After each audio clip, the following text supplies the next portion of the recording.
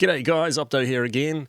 Got a short little tutorial if anybody who's doing a bit of broadcasting from home just wants to mix up the audio a little bit.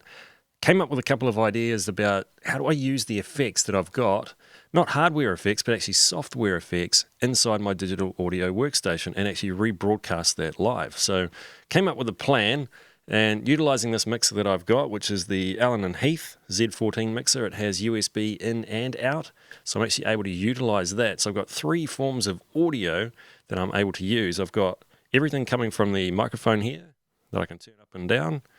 Okay, I've also got set up from auxiliary 1 and auxiliary 2, which importantly are pre-fader. So that way I can have this fader down, but I can still get the effects that I want by using those. So I'm not getting a mixture of the two. Okay, give you an example of the effects that I've got running. If I turn this one down, the first one is a delay. The second one, telephone effects. Okay, so they're pre-fader, so they're actually coming up. The fader's not even up, but I'm able to use that. And they're coming back through my USB return. Okay, so that's important that you've got that set up correctly. Might make it easier if I actually show you guys the setup on Reaper that I've got here. Okay, so I've actually got two tracks. So auxiliary 1 and auxiliary 2, I'm sending one left. So this one here, input mono from the left. The one down here, input mono from the right.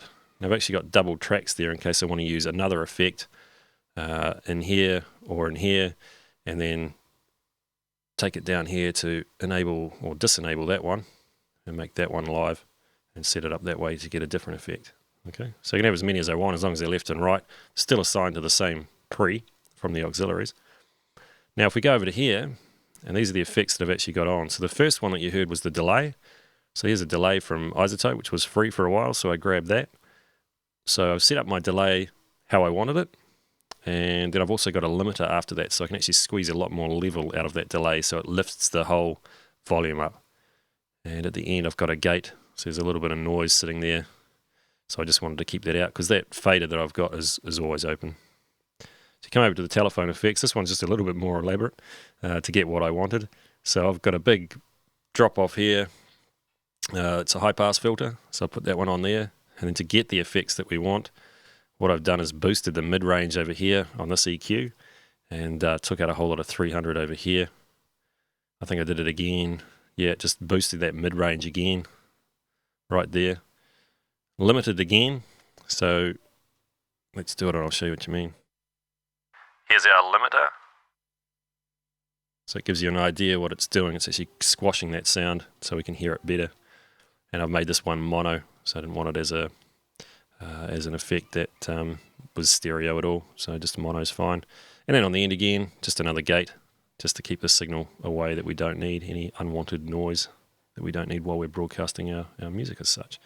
The other important thing to have set up too is if you're going into Reaper, for example, under Preferences and Audio Devices, what I want to use is the audio device of the USB codec. So in this case, I know this is my mixer, and you might have a different one here that you want to use, a different output, which in this case they're exactly the same. I want the input and the output the same. Okay, so that way I can get audio into this, back out through the mixer again, and then we're good to go. So I'll give you a bit of an example of what goes on here behind the scenes. So I can backsell a song or pre-sell a song or whatever I want to do, and then just add a little bit of effect into it. So what I use over here is my Radio Logic DJ, and I'll give you a bit of an example of what I'd probably normally do. Good times, great music. Thanks for hanging out with the Optimod. Got a little bit of rich Goyette coming up for you shortly. Take a listen. From Tauranga to Tel Aviv, thanks for hanging out with Optimod. Rich Goyette and everything. This is one smooth dude.